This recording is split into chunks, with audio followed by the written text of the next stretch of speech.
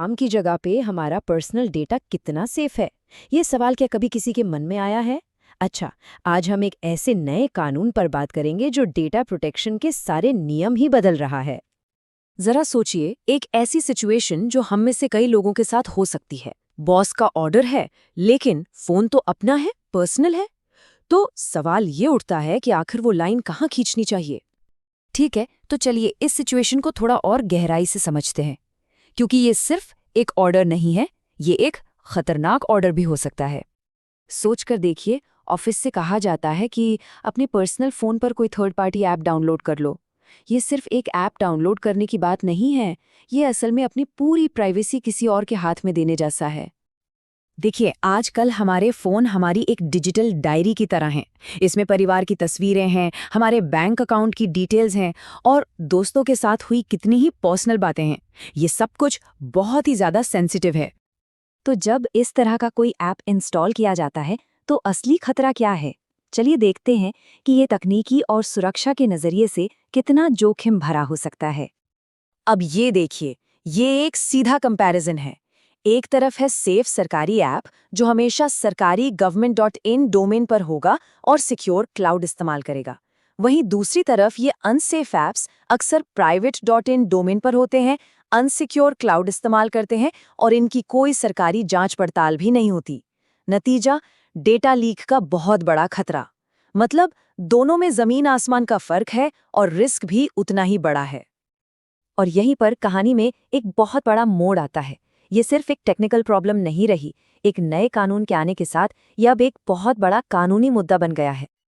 तो इस कहानी का हीरो कौन है? ये है भारत का नया कानून, जिसे हम सब नागरिकों की सुरक्षा के लिए ही बनाया गया है।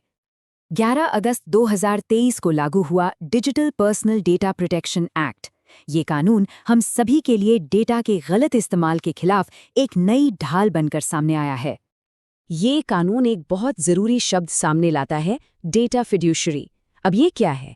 इसे ऐसे समझिए, जैसे एक बैंक हमारे पैसों की सेफ्टी के लिए जिम्मेदार है, ठीक वैसे ही जो भी कंपनी या डिपार्टमेंट हमारा डेटा ले रहा है, वो उस डेटा की सेफ्टी के लिए कानूनी तौर पर जिम्मेदार है। मतलब बोझ उन पर है, हम पर नहीं।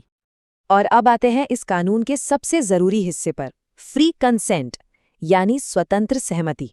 इसका सीधा सा मतलब है कि जो भी हाँ ली जाए वो बिना किसी दबाव के होनी चाहिए। अगर नौकरी जाने के डर से या किसी भी तरह के प्रेशर में कोई सहमति ली गई है, तो वो सहमति है ही नहीं, वो तो जबरदस्ती है और कानून की नज़र में ये पूरी तरह से गलत है। चलिए अब अगले हिस्से पर चलते हैं और देखते हैं कि कैसे एक ऐप इंस्टॉल करने के लिए मजबूर करना इस नए कानून का सीधा सीधा उल्लंघन है। तो सीधे सीधे उसी सवाल पर वापस आते हैं, क्या ऐसा करना कानूनी रूप से गलत है?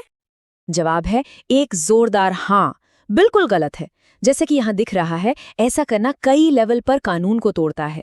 ये फ्री कंसेंट के नियम को खत्म करता है, डेटा सेफ्टी की अपनी ड्यूटी में फेल होता है और किसी के भी पर्सनल डेटा पर उसके कंट्रोल के अधिकार को छीन लेता है। और इस कानून को तोड़ने के नतीजे चौंकाने वाले हैं। डेटा ब्रीच के लिए जो मैक्सिमम पेनल्टी है वो 250 करोड़ रुपए तक हो सकती है। जी हाँ, ये एक ऐसी रकम है जिसे कोई भी नज़रअंदाज नहीं कर सकता। और यहाँ सबसे ज़रूरी बात यह है, सोर्स के मुताबिक जवाबदेही सीधे उस ऑफिसर पर आती है जिसने ऐप इंस्टॉल करने के लिए मजबूर किया। अगर डेटा लीक होता है तो वो इस भारी भरकम जुर्माने के लिए पर्सनली जिम्मेदार हो सकते हैं। तो अब जब हम जोखिम और कानून दोनों को समझ गए हैं, तो सबसे ज़रूरी सवाल ये है कि खुद की सुरक्षा के लिए क्या किया जा सकता है। ये कानून अब हर किसी को पावर देता है, कंट्रोल देता है। तो क्या किया जा सकता है? पहला और सबसे ज़रूरी, मना कर दीजिए, ये आपका कानूनी अधिकार है। दूसरा, आवाज़ उठाइए।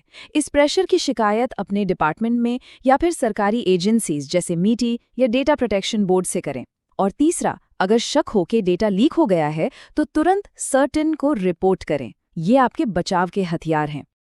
और अगर अब भी कोई शक बाकी है तो सोर्स का ये सीधा कोट सब कुछ साफ कर देता है।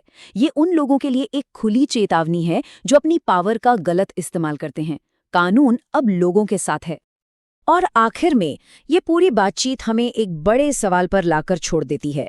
जैसे जैसे हमारी प्रोफेशनल और पर्सनल जिंदगी डिजिटल तौर पर एक दूसरे से जुड़ती जा रही है, हमें ये तय करना होगा कि वो सीमा कहाँ है जहाँ कंपनी की ज़रूरतें ख़त्म होती हैं और हमारी पर्सनल प्राइवेसी का अधिकार शुरू होता है।